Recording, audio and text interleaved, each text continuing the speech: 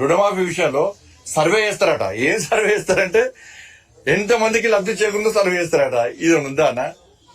అంటే రైతులు కట్టిన పైసలు వాల్మీకి బ్యాంకులకు పోయినాయి ఏమన్నా?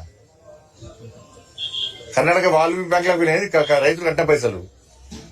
64 లక్షల మంది రైతులు రుణాలు తీసుకున్నట్టు బ్యాంకు దగ్గర లెక్కలున్నాయి. 47,000 కోట్ల రూపాయలు మీరు విడుదల చేస్తాము అన్నారు. ఆగస్టు 15 ఆగస్టు రోజు మీరు 31,000 విడుదల చేస్తున్నారు. అది వీకింది. 47 లక్షల మంది 2 లక్షల లోపు రుణాలు తీసుకున్న వాళ్ళు ఉన్నారు.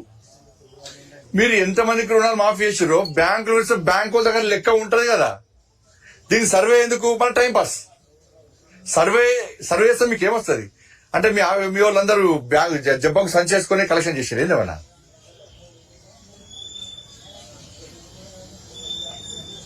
బ్యాంక్ లోన్ పిలిచి మీటింగ్ పెడితే ఏ బ్యాంక్ లో ఏ రైతు ఎంత కట్టిరో లెక్కనే వస్తుంది మీకు. దానికి సర్వే ఎందుకు? మళ్ళా టైం పాస్.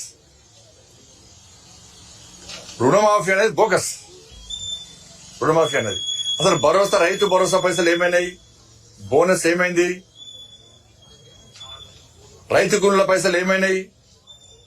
ఇన్ని సంవత్సరాలు నష్టపోయిన రైతుల యొక్క నష్టపరిహారం ఏమైంది? దాని మీద ఫస్ట్ మాట్లాడండి మీరు. ఫస్ట్ దాన్ని పక్క పెట్టి ఇవాళ నోటిఫికేషన్ లేదు, మహిళలకు ఇస్తానటువంటి హామీలు నెరవేర్చలేదు, ఉద్యోగుల డిమాండ్ వాళ్ళకి పక్క పెట్టారు.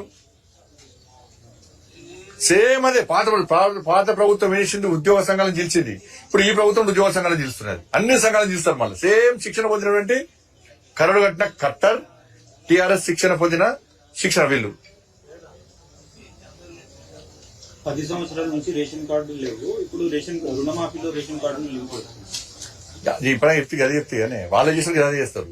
విలీన గ్రామాల పరిస్థితి మీ ప్రభుత్వం ఏ ప్రభుత్వం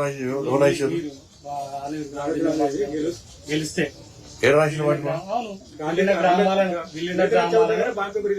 ఎవరు? నేను బాండ్ పేపర్ ఇవ్వండి. ఏం చేయలేదు నేను. ఇక్కడ హామీ నేను అది చేసుకున్నాను. నాకే పేపర్ నేను హామీ ఇవ్వలేదు. నేను ఇక్కడ హామీ లేదు. హామీ ఇవ్వకుండా పనులు చేస్తాను. నేను అందరూ ఆదుకోవాల్సిన బాధ్యత, ప్రజలు గెలిపించే చోట ఆదుకోవాల్సిన బాధ్యత మాత్రం పక్కా ఆదుకుంటాం కూడా.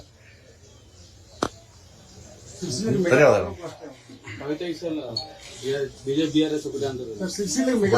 ఇప్పుడు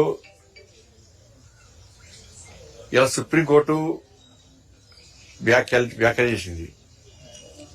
కోర్టు విషయంలో మాట్లాడే ముందు జాగ్రత్తగా మాట్లాడాల్సిన అవసరం ఉంది. నేను బెయిల్ గురించి మాట్లాడలే. నేను కూడా మాట్లాడా, కానీ బెయిల్ గురించి మాట్లాడలే. బెయిల్ మీద కామెంట్ చేయలే. దేని మీద మాట్లాడా? నేను కూడా కవిత గారి తరఫున బెయిల్ కోసం గతంలో వాదించినటువంటి అడ్వకేటు రాజ్యసభ కాంగ్రెస్ పార్టీ అభ్యర్థి అయ్యాడు.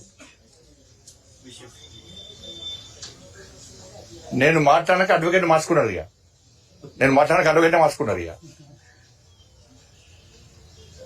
ఇది రాజ్యసభ అభ్యర్థిగా కాంగ్రెస్ పార్టీ నిలబెట్టిన అభ్యర్థికి మద్దతుగా బీఆర్ఎస్ పార్టీ వాళ్ళ అభ్యర్థిని నిలబెట్టలేదు. 38 మంది శాసనసభ్యులు ఉన్నప్పటికీ కూడా బీఆర్ఎస్ పార్టీ రాజ్యసభ ఎన్నికల్లో నామినేషన్ ఎందుకు వేయలేదు? స్పష్టం చేయాలి. కవిత గారి తరఫున బెయిల్ పిటిషన్ కోసం వాదించిన వ్యక్తి కాంగ్రెస్ పార్టీ రాజ్యసభ అభ్యర్థి కాదా? అంతకుముందు చెప్పినాక మార్చుకున్నారు. మళ్ళా కాబట్టి ఇద్దరు కలిసి వాదనలు బలంగా వినిపించారు. బెయిల్ వచ్చింది అని నేనన్నా. 2 పార్టీలు ఒకటే అన్నా.